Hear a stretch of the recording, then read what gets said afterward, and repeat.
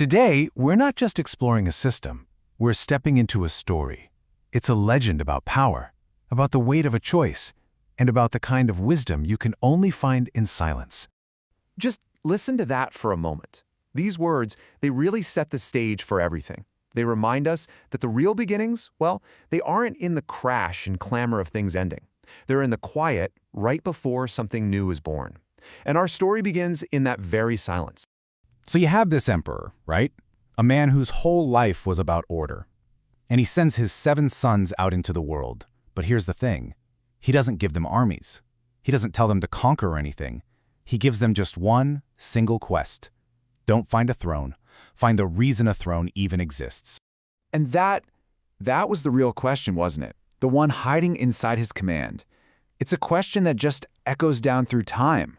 A question each of those brothers had to answer, and maybe one we all have to answer too. What does power actually leave in its wake? So they started out as one, walking the same path.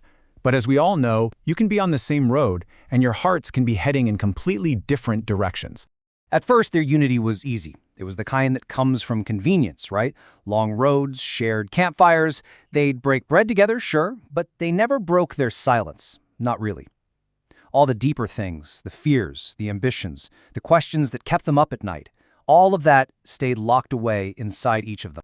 And into that silence, a new voice began to whisper. It wasn't some enemy they could see or fight.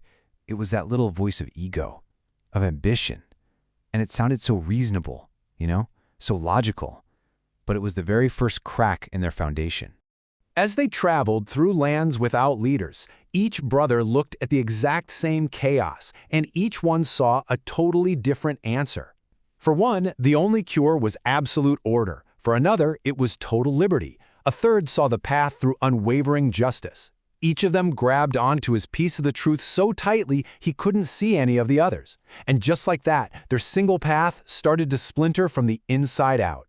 And that led them right to the central test.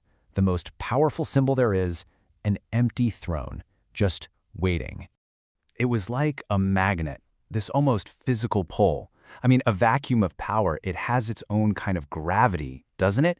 And it just tugged and tugged at that quiet ambition growing in each brother's heart.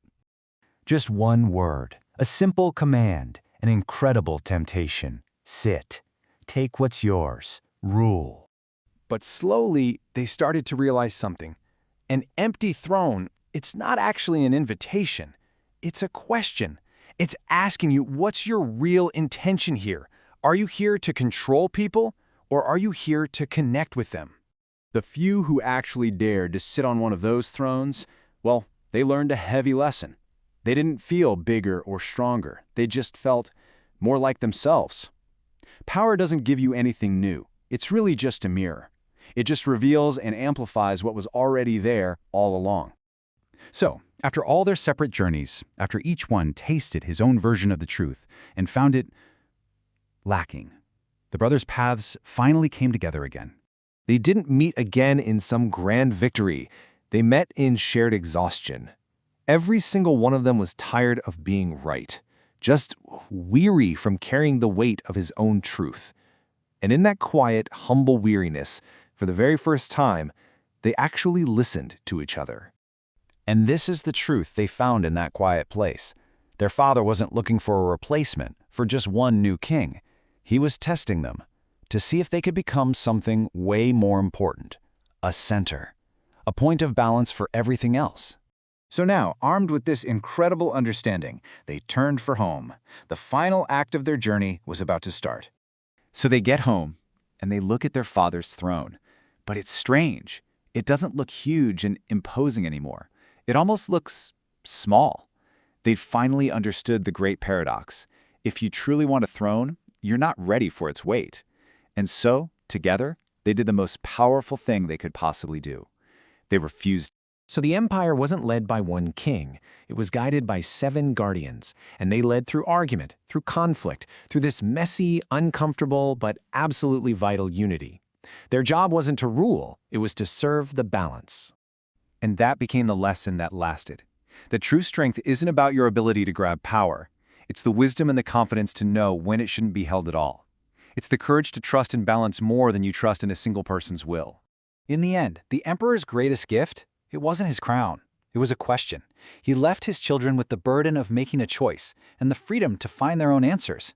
And in doing that, he didn't just ensure the survival of an empire, he ensured the survival of an idea that was much, much bigger.